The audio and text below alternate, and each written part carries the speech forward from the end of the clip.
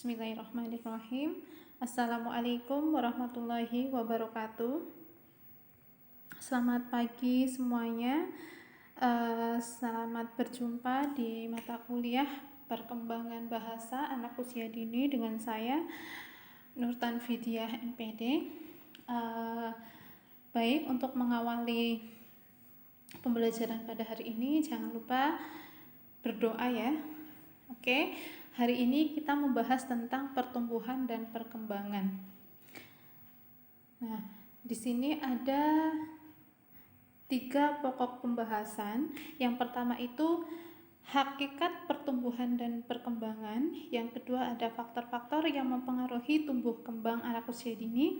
Yang ketiga ada perkembangan ditinjau dari perbedaan individu. Yang pertama, kita akan membahas tentang hakikat pertumbuhan dan perkembangan. Nah, beda nggak sih antara pertumbuhan dan perkembangan? Jadi, kita sering sekali ya di lingkungan tetangga kita, baik teman kita, itu ada yang mengatakan tentang pertumbuhan dan perkembangan itu secara keliru. Ada yang mengatakan kalau si A perkembangannya bagus, ditunjukkan dengan dia semakin tinggi. Nah, kata-kata itu sebenarnya kurang tepat. Jadi pertumbuhan dan perkembangan itu adalah sesuatu yang sangat yang berbeda, tetapi keduanya saling berkaitan satu sama lain. Jadi perbedaannya, yang pertama bahwa pertumbuhan itu berkaitan dengan perubahan besar, jumlah, ukuran, dimensi, tingkat sel, organ, individu yang bisa diukur dengan gram, kemudian dengan pounds, dengan kilogram, kemudian bisa diukur juga panjangnya seperti sentimeter, kayak gitu. Biasanya itu terlihat dari tinggi badannya, kemudian ada beratnya, kayak gitu. Jadi sesuatu yang bisa diukur atau bersifat kuantitatif ya. Nah, kalau pertumbuhan itu sendiri berkaitan dengan fisik seorang anak. Kemudian apa itu perkembangan atau development? Nah, perkembangan ini juga berkaitan dengan pertumbuhan si anak. Perkembangan akan mengikuti pertumbuhan dari seorang anak. Nah, kalau perkembangan yaitu bertambahnya kemampuan, skill dalam struktur dan fungsi tubuh yang lebih kompleks dalam pola yang teratur dan dapat diramalkan sebagai hasil proses pematangan. Jadi perkembangan ini bukan berkaitan dengan fisik ya, tetapi kematangan. Biasanya proses menuju kedewasaan. Kenapa di sini dikatakan pola yang teratur dan bisa diramalkan? Iya, walaupun memang perkembangan itu bukan sesuatu yang bisa diukur, tetapi bisa dirasakan melalui observasi, bisa dilihat melalui observasi dan analisis. Jadi usia 1 sampai 5 perkembangan anak itu berbeda. Misalnya dalam perkembangan bahasa ya, anak usia 0 sampai 5 tahun itu berbeda perkembangan bahasanya. Kalau anak usia 0 itu biasanya bahasanya itu dengan menangis, menatap gerakan muka ya, kemudian gerakan tangan dan sebagainya. Nah, itu berbeda juga dengan anak usia 5 sampai 6 tahun yang sudah berbicara menggunakan 5 kata kayak gitu dan bisa menggunakan ekspresi tangan dan sebagainya. Nah, di sini yang termasuk dengan perkembangan itu ada perkembangan emosi, sosio-emosional, seni, agama, terutama dalam kuliah ini yaitu perkembangan bahasa. Nah, perkembangan itu sebagai hasil interaksi dengan lingkungannya. Jadi ada hubungan peran lingkungan dengan perkembangan anak usia dini. Selanjutnya ini ada tabel yang menunjukkan secara jelas tentang perbedaan dari pertumbuhan dan perkembangan. Yang pertama itu sifat. Kalau pertumbuhan itu sifatnya kuantitatif ya, bisa diukur. Kalau perkembangan itu kualitatif, jadi tidak dapat diukur, tetapi bisa dilihat dari hasil observasi atau pengamatan. Kemudian objeknya, kalau pertumbuhan karena bisa dilihat objeknya itu fisik, tetapi kalau perkembangan karena dia bersifat abstrak, tidak dapat dilihat secara kasat mata langsung ya, kayak gitu.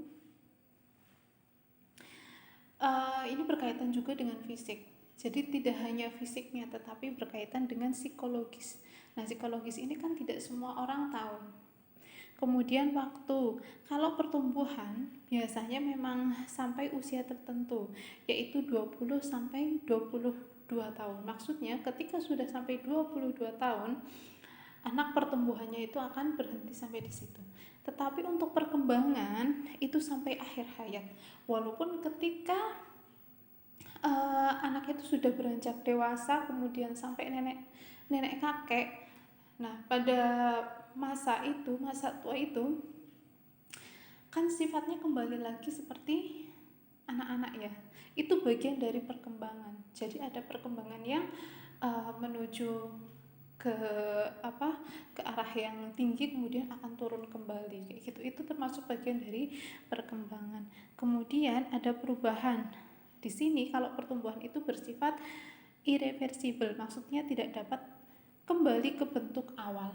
Jadi kalau udah di usia 22 tahun kamu tingginya segitu, ya sudah, kamu tidak akan bisa untuk kembali ke ukuran bentuk awal seperti itu. Kemudian bersifat reversibel untuk perkembangan, maksudnya dapat kembali ke bentuk semula, yaitu ketika masa bayi itu kan perkembangan anak jelas sekali ya, dia belum mandiri dan sebagainya. Nah, ketika nanti kita sudah beranjak dewasa, bahkan sudah nenek-nenek, maka sifat kita akan kembali sebagaimana anak kecil, ya enggak? Nah, itu adalah perkembangan. Kemudian indikatornya, pertumbuhan itu berupa perubahan pada fisik, dapat dinyatakan dalam bentuk satuan ya tadi ya, sentimeter kayak gitu, meter kayak gitu, dan bisa diukur menggunakan alat. Kalau perubahan kemampuan perkembangan itu melalui pengamatan tanpa adanya alat ukur yang akurat dan tidak dapat dinyatakan dalam satuan seperti sentimeter, kilometer, itu tidak bisa. Lalu bagaimana sih prinsip tumbuh kembang? Jadi di sini ada 3 prinsip tumbuh kembang. Yang pertama, suatu proses yang terus-menerus sejak dalam kandungan hingga dewasa. Jadi sejak dalam kandungan usia 0 tahun sampai beranjak dewasa, tentu proses tumbuh kembang anak itu akan berbeda.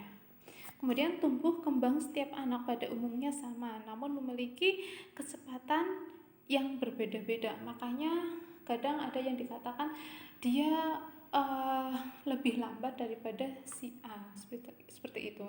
Sebenarnya itu karena dia mengalami keterlambatan. Semisal dalam mata kuliah ini adalah tentang perkembangan bahasa, ada anak yang dikatakan keterlambatan berbicara, kayak gitu.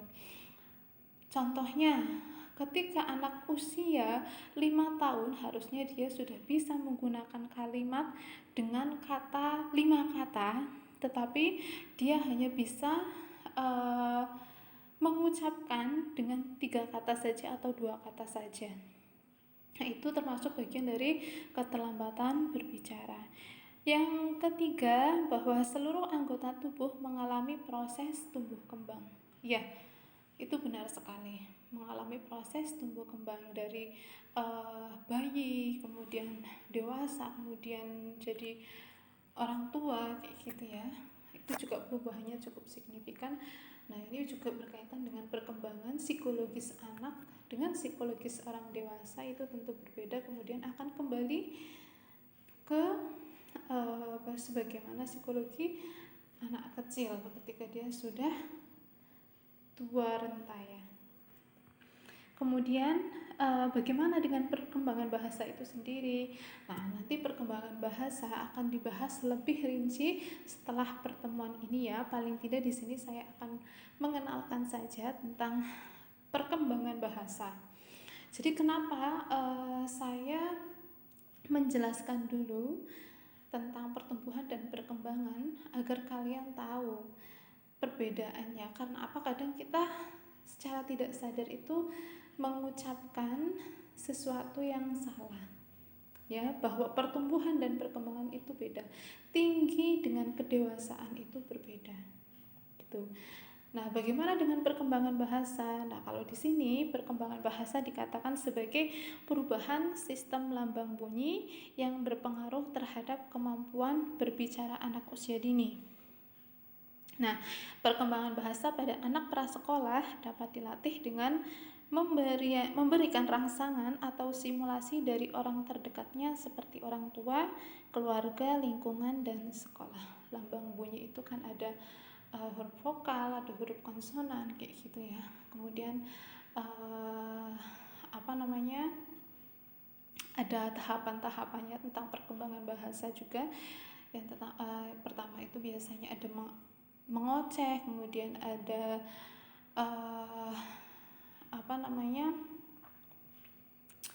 dia berbicara lancar kayak gitu. Nanti ada tahapannya dan kita akan membahas di pertemuan selanjutnya.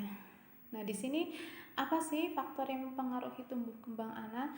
Di sini secara umum faktor yang mempengaruhi tumbuh kembang anak itu ada dua, yaitu faktor genetik dan faktor lingkungan. Perlu teman-teman ketahui ya, faktor genetik ini adalah faktor bawaan, hereditas, atau yang disebut dengan natur. Biasanya faktor genetik ini adalah bawaan dari kedua orang tuanya. Kemudian yang kedua ada lingkungan atau yang disebut nurture. Nah, genetik atau hereditas atau yang disebut dengan nurture itu karakteristik bawaan yang diturunkan oleh orang tua biologis ya atau kandung kepada anaknya. Jadi merupakan pemberian biologis sejak anak itu lahir. Nah, kalau dalam dunia pendidikan, orang-orang yang menyebut bahwa tumbuh kembang anak itu dipengaruhi oleh genetik atau bawaan dari orang tuanya itu disebut dengan aliran nativisme. Ya, nativisme ini dipelopori oleh Schopenhauer yang menurutnya bahwa perkembangan anak ditentukan oleh faktor yang dibawa sejak lahir. Jadi dia mengatakan pokoknya nanti si anak itu akan tumbuh dan berkembang sebagaimana orang tuanya. Jadi dia mengabaikan peran lingkungan yang ada di sekelilingnya, teman sebayanya, sekolah, masyarakat. Nah, menurut aliran nativisme itu tidak ada hubungannya. Karena apa? Anak akan tumbuh dan berkembang sesuai dengan orang yang mendidiknya, yaitu orang tua ya. Kemudian lingkungan. Nah, di sini faktor lingkungan itu memang sangat berpengaruh sekali ya terhadap tumbuh kembang anak. Jadi lingkungan yang baik itu akan mendukung tercapainya potensi bawaan anak. Nah, dan faktor yang tidak mendukung itu akan justru menghambat potensi yang dibawa oleh anak. Jadi kita harus pandai untuk memilah ya. Di sini faktor lingkungan secara garis besar juga dibagi menjadi dua, yaitu faktor prenatal atau sebelum lahir. Yang kedua ada faktor postnatal atau faktor setelah lahir. Yang pertama kita akan membahas tentang faktor lingkungan prenatal, yaitu lingkungan sebelum lahir. Yang pertama ada gizi ibu hamil. Ternyata tumbuh kembang anak usia dini itu dipengaruhi oleh gizi ibu hamil. Makanya ketika hamil, gizi ibu itu harus terpenuhi dengan baik. Ya, ini juga nanti berkaitan dengan perkembangan bahasa si anaknya itu sendiri. Kemudian mekanis trauma atau cairan ketuban yang kurang itu juga dikatakan mampu mempengaruhi tumbuh kembang anak. Ya, nanti ada kelainan apa seperti itu biasanya. Kemudian zat kimia, nah ini juga perlu hati-hati ya, karena apa, ketika hamil kita harus mengurangi untuk mengkonsumsi zat kimia yang berbahaya. Jadi ketika hamil memang ada pantangan-pantangan tersendiri ya, terutama yang sangat familiar yaitu tentang kosmetik biasanya, itu juga ternyata cukup berpengaruh terhadap tumbuh kembang anak usia dini, makanya harus cukup diperhatikan. Kemudian ada makanannya juga ya, makanan yang mengandung zat kimia berbahaya itu juga harus diperhatikan. Makanya dianjurkan untuk memakan makanan yang memang sudah jelas seperti sayur-sayuran, buah-buahan, daging, seperti itu ya. Kemudian radiasi ini juga ternyata mampu mempengaruhi tumbuh kembang anak. Jadi radiasi yang terlalu, misalnya karena kita sering berada di depan layar, itu juga mempengaruhi tumbuh kembang anak di dalam kandungan ya, anak bisa terganggu kayak gitu, katanya bisa bahkan mengakibatkan kelainan. Nauzubillahi min dzalik ya. Kemudian ada infeksi. Nah infeksi jadi memang ketika hamil itu harus memperhatikan kondisi diri ya, keadaan diri kita, apakah ada infeksi atau tidak. Kalau misal ada, maka harus segera ditindaklanjuti, karena apa, itu juga berpengaruh kepada janin seorang ibu. Kemudian imunitas itu penting sekali bagi ibu hamil, karena apa, ibu hamil itu akan mengalami perbedaan kondisi karena pengaruh hormon ya.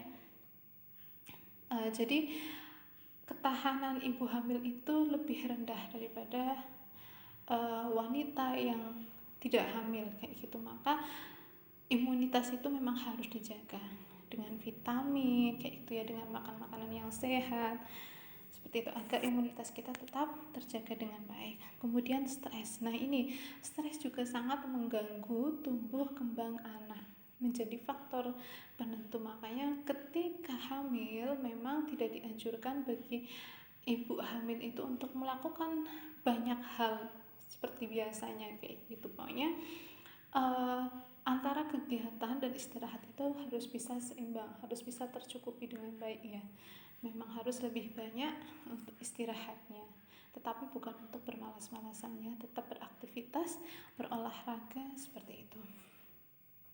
Kemudian anoksia embrio atau gangguan pada plasenta atau tali pusar. Nah ini juga bisa mengakibatkan tumbuh kembang anak ya. Kemudian lingkungan postnatal atau lingkungan setelah lahir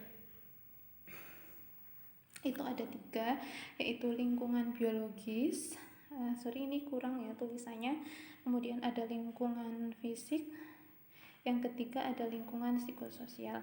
Nah lingkungan biologis itu terdiri dari 4. Yang pertama ada ras atau suku bangsa.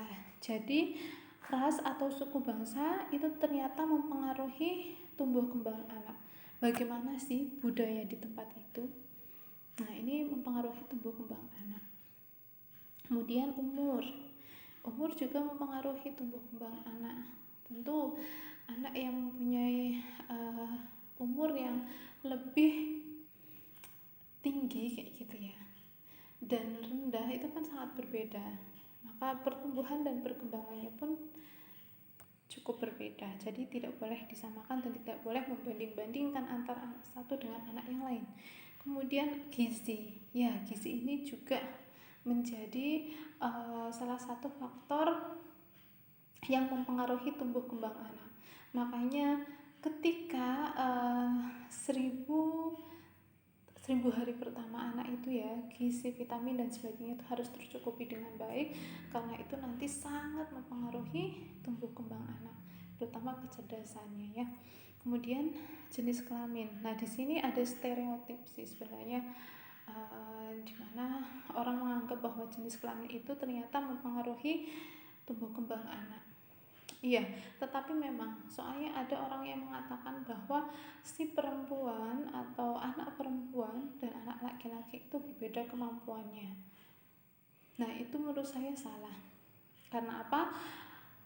Kemampuannya berbeda itu bukan karena dia laki-laki dan perempuannya, tidak, tetapi karena perlakuan yang diberikan kepada anak itu. Ya, makanya pemahaman atau pikiran-pikiran seperti itu harus dibuang. Karena anak itu lahir dengan keadaan yang sama, yang menentukan itu bagaimana lingkungan menstimulasinya, mendidiknya, kayak gitu. Kalaupun ternyata memang ada kalian menjumpai anak laki-laki dan perempuan itu kemampuannya berbeda, kalian telusuri dulu, kok bisa dia berbeda, pasti ada hal yang melatar belakanginya. Jadi jangan langsung beranggapan bahwa perempuan dan laki-laki itu kemampuannya berbeda. Bahkan katanya laki-laki itu jauh lebih unggul daripada perempuan. Nah, itu salah pemikiran seperti itu. Karena apa? Itu dipengaruhi oleh beberapa hal. Oke. Kemudian yang kedua ada lingkungan psikososial, itu yang terdiri dari simulasi. Nah, jadi tumbuh kembang anak akan bertumbuh dan kembang dengan baik itu ketika mendapat simulasi secara teratur dan terarah. Biasanya dia akan berkembang jauh lebih baik. Kemudian ada motivasi belajar. Jadi motivasi belajar itu biasanya kan memang tumbuh dalam diri anak itu ya, karena dorongan dari orang tuanya. Kemudian lingkungan yang memadai. Nah, lingkungan itu didorong dengan fasilitas-fasilitas yang mendukung, sehingga memunculkan motivasi atau dorongan anak untuk giat belajar. Nah, sehingga mempengaruhi perkembangan si anak itu sendiri. Ya, bisa jadi dia lebih cerdas kayak gitu ya, dan lebih disiplin. Kemudian ganjaran di sini adalah pujian ya. Jadi pujian atau hukuman ketika anak melakukan sesuatu dengan baik kayak gitu, kita memang perlu memberikan pujian, tetapi tidak secara berlebihan ya. Pujian bisa dilakukan dengan memberikan ucapan yang baik ya. Kemudian ketika anak melakukan kesalahan yang memang tidak sesuai dengan kesepakatan yang sudah disepakati bersama, itu boleh memberikan hukuman, tetapi hukuman itu adalah hukuman yang mendidik, bukan dengan membentak, memberikan kata-kata kasar gitu. Kemudian kelompok teman sebaya. Nah, ternyata kelompok teman sebaya itu juga mempengaruhi tumbuh kembang anak. Biasanya anak itu akan meniru ya apa yang dilakukan oleh orang lain, terutama teman sebayanya. Ketika teman sebayanya ternyata sikap dan perilakunya kurang mendukung atau kurang baik ya, biasanya anak juga akan mengikutinya. Nah, gitu. Makanya peran orang tua juga harus ada di situ. Orang tua harus tahu anak itu bermain dengan siapa saja, kemudian memberikan penguatan bagaimana ketika bermain dengan temannya di luar seperti itu, agar nanti bisa terhindar dari hal-hal yang tidak diinginkan. Kemudian stres. Nah, di sini juga ketika orang tua stres juga akan berdampak terhadap tumbuh kembang anak. Ya.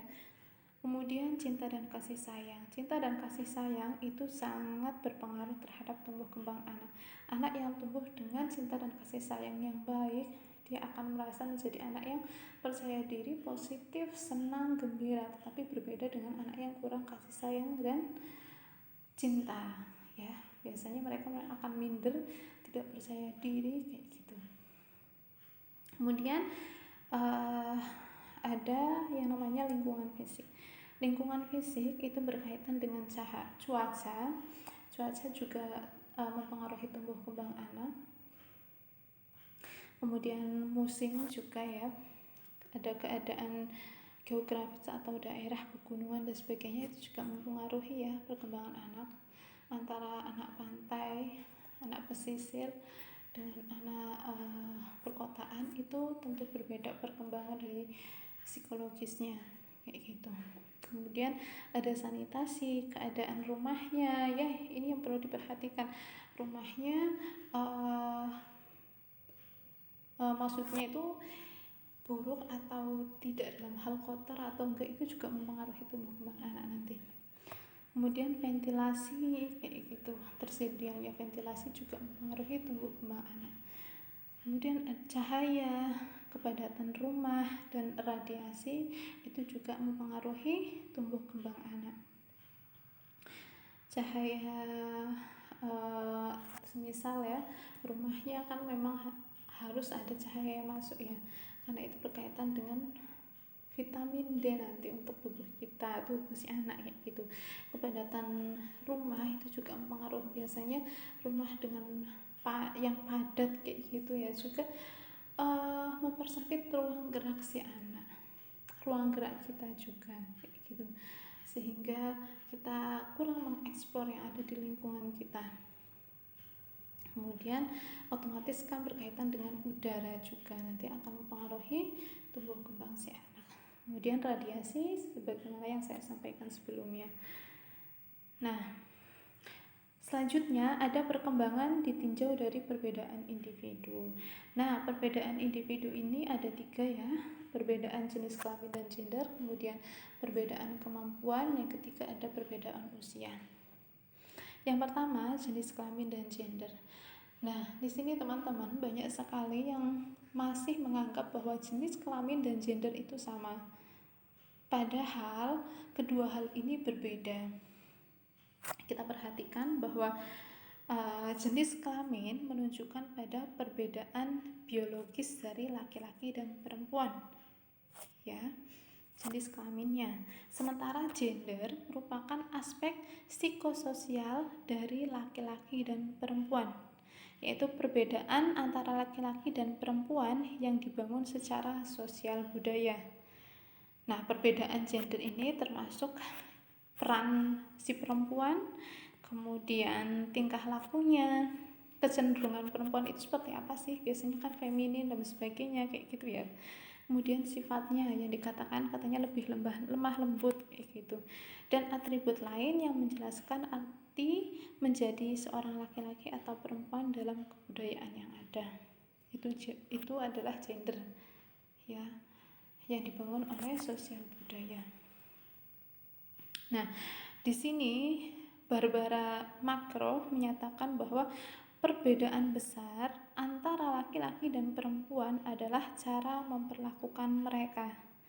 Nah, perbedaan ini yang kemudian berangsur secara terus-menerus, diturunkan secara kultural dan terinternalisasi menjadi kepercayaan orang dan diyakini sebagai ideologi. Nah, perbedaan gender ini sudah tidak lagi baik ya. Memang dari dulu tidak baik sebenarnya adanya perbedaan gender. Karena apa? Anggapan-anggapan seperti ini yang akhirnya mengkotak-kotakan antara laki-laki dan perempuan. Ya, jadi memang ada fitrah yang memang khusus diberikan untuk laki-laki dan perempuan. Ya, kalau perempuan kan melahirkan, menstruasi, menyusui, kayak gitu ya, hamil. Nah, kalau laki-laki kan tidak seperti itu yang pasti. Tetapi untuk tingkah laku, kemudian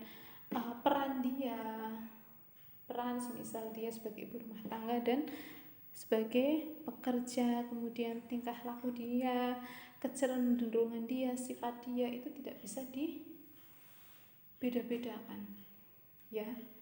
Jadi perempuan dan laki-laki itu sama dalam hal gender ya. Jadi tidak semua perempuan itu feminim ya kan, tidak semua perempuan itu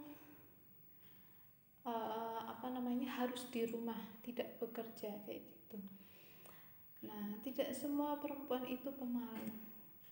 Jadi stereotip gender ini, anggapan tentang perbedaan gender ini yang akhirnya membuat tumbuh kembang anak itu menjadi terhambat.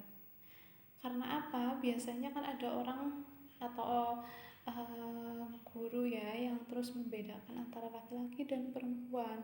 Semisal dia diperlakukan lebih halus daripada laki-laki kayak gitu, itu kan sudah ada perbedaan kayak gitu. Itu juga kurang bagus bagi tumbuh kembang anak. Kemudian ada anggapan bahwa perempuan itu cengeng, katanya kayak gitu. Itu juga tidak bisa dicap perempuan cengeng kayak gitu, tidak bisa ya. Perempuan itu harus menggunakan warna pink, pantasnya menyukai warna pink, itu juga tidak bisa ya. Anggapan-anggapan seperti ini nanti malah menghambat perkembangan anak menjadi merasa terbatasi. Jadi sebenarnya anggapan-anggapan tentang perbedaan gender ini membuat batasan-batasan tertentu sehingga ruang gerak si anak itu menjadi terbatas. Yang kedua itu ada kemampuan. Kemampuan ini berkaitan dengan kecerdasan ya. Yang pertama itu ada giften. Apa itu giften? Giften itu adalah anak yang memang spesial. Dia mempunyai kemampuan yang khusus kayak gitu ya. Biasanya IQ-nya itu tinggi. Ya, jadi memang ini tumbuh kembang, berarti perkembangan anaknya akan berbeda. Kemudian ada keterbelakangan. Ya, ini memang. Jadi ini adalah kebalikan dari gifted. Ya, dia IQ-nya itu rendah. Naudzubillahi min dzalik ya. Kemudian yang ketiga itu ada usia. Jelas ya, usia itu yang menunjukkan perbedaan dari perkembangan. Setiap usia itu memiliki perkembangan yang berbeda. Dari usia 0 sampai usia 20, 25, 50 itu mempunyai perkembangan yang berbeda. Ya. Terutama dalam hal ini adalah perkembangan bahasa. Perkembangan bahasa untuk anak usia dini, khususnya anak 0 sampai 6 itu berbeda. Nanti akan dibahas lebih jelas di pertemuan selanjutnya. Perbedaan dari perkembangan bahasa ini kita bisa lihat dari STPPA atau standar tingkat pencapaian perkembangan anak. Oke, demikian perkuliahan tentang pertumbuhan dan perkembangan. Apabila ada pertanyaan, silahkan sampaikan di forum yang sudah tersedia. Terima kasih dari saya. Wassalamualaikum warahmatullahi wabarakatuh.